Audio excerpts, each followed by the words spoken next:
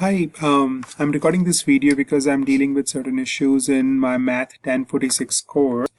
I'm recording this video because I'm dealing with certain issues in my Math 1046 course. This is the gradebook that I have from my Math lab, and if I just open any assignment, I'll just open for Robert because he has done everything. So there is a test and practice assignment and this assignment and this one and this one, and they completed everything.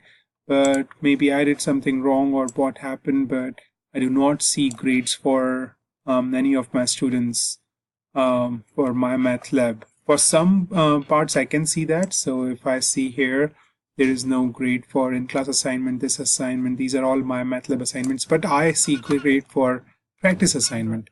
So there is grade for some, but there is a no grade for the quiz, but there is a grade on test. So the test is right here.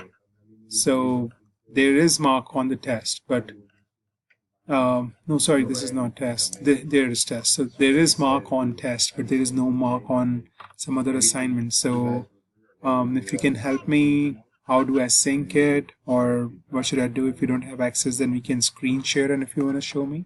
Thank you so much.